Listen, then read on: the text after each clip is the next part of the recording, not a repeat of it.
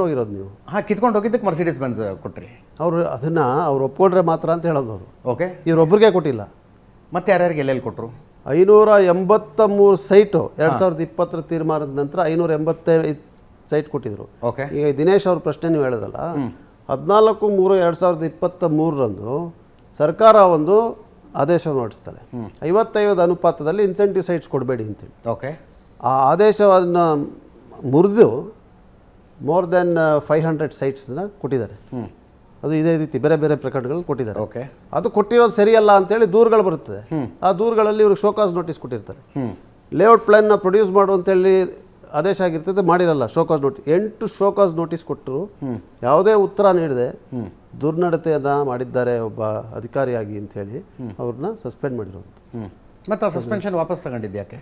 ಅಲ್ಲ, ಇದು ಸಸ್ಪೆನ್ಷನ್ ಈಗ ಮಾಡಿರೋದು. ಇಲ್ಲ, ಇವತ್ತು ಹೈಕೋರ್ಟ್ನಲ್ಲಿ ಹೇಳಿದ್ರಂತೆ ವಾಪಸ್ ತಗೊಂಡಿದ್ದೀವಿ ನಾವು. ಅದು ಹಳೆ ಸಸ್ಪೆನ್ಷನ್ ಆರ್ಡರ್ ಏನಿದೆ, ಓಕೆ, 2021ನಲ್ಲಿ 22ನಲ್ಲಿ ಮುರಳಿ ಅಂತೇಳಿ ಒಬ್ಬ ಅಧಿಕಾರಿಯಲ್ಲಿ ತಾಂತ್ರಿಕವಾದಂಥ ಒಂದು ಸಮಿತಿಯನ್ನು ರಚನೆ ಮಾಡಿದ್ರು.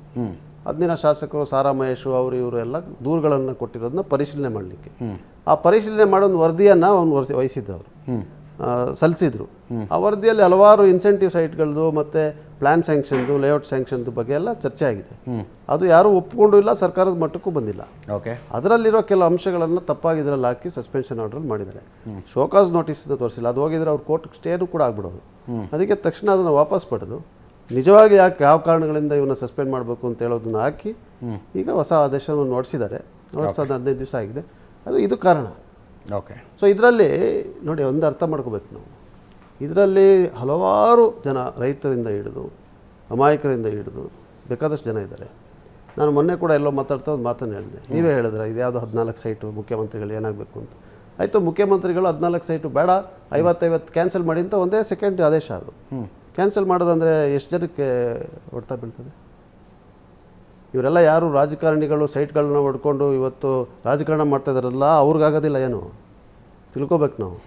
ಒಂದು ಕ್ರಮವನ್ನು ಜರುಗಿಸಿದ್ರೆ ಅದು ಹೊಡ್ತಾ ಬೀಳೋದು.